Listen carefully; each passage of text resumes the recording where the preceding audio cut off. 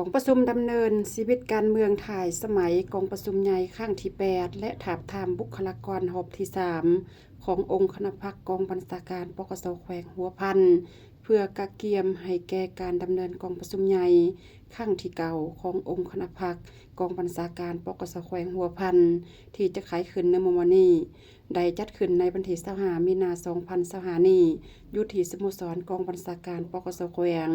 โดยการเข้าร่วมของสหายนางล่องคำพรมิไสคณะประจำพรรคแขวงหัวหน้าคณะจัดตั้งแขวงสหายพลจัตวาเพชรสอนอินสุพรรณกรรมการพรรคแขวงเลขาคณะพรรคหัวหน้ากองบัญชาการปกสแขวงมีกรมพรรคกระทรวงคณะพรรคคณะกองบัญชาการคณะรับผิดชอบบุคลากรขันแขวงเลขาคณะพรรคหักฐานคณะหน่วยพรรคพร้อมด้วยผู้แทนสมบูรณ์เข้าร่วมสหายพลจัตวาเพชรสอนอินสุพรรณกรรมการพรรคแขวงเลขาคณะพรรคหัวหน้ากองบัญชาการปกสแขวงได้รายงานสภาพการกะเกียมกองประชุมถาบทามบุคลากรหอบที่3พร้อมกล่าวเปิดกองประชุมอย่างเป็นทางการหลังจากนั้นผู้แทนเข้าร่วมกองประชุมได้รับฟังการผ่านหางบทรายงานการเมืองทางสองภาคและผ่านบทสำรวจการนำพาของคณะพรรคกองบัญชาการปกสแขวงหัวพันสมัยที่8จากนั้นคณะพรรคขันเทิงได้มีความเห็นชี้นำเจาะจิ้มต่อเอกสารผู้แทนกองประชุม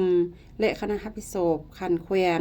ก็ได้พัดเปลี่ยนกันขึ้นประกอบความเห็นใส่หางเนื้อในเอกสารดังกล่าวเพื่อให้ไทยเนื้อครบถ้วนสมบูรณ์และสอดคล้องกับสภาพความเป็นจริงพร้อมทางดำเนินชีวิตการเมืองของคณะบริหารงานพรรคกองบัญชาการปกสแขวงถ่ายสมัยของกองประชุมใหญ่ครั้งที่8จากนั้นสหายจันทวรขอราศี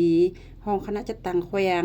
ได้ผ่านมาตรฐานเงื่อนไขผู้ที่จะสมัครพร้อมทางดำเนินการปอนบัตรคัดเลือกเป้าหมายเขาเป็นคณะบริหารงานพรรคกองบัญชาการปกสแขวงครั้งที่9ให้ถูกต้องตามระเบียบหลักการของพรรคประชาชนปฏิวัติลาวที่ได้กำหนดไว้ตอนถ่ายสหายนางรองคำพรมิไสคณะประจำพรรคแขวง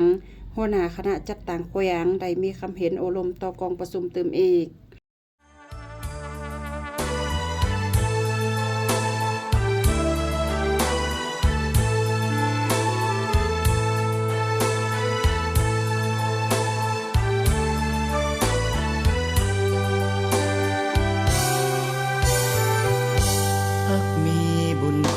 สุดแสนใหญ่หลวงประชาชนลาวทั้งปวง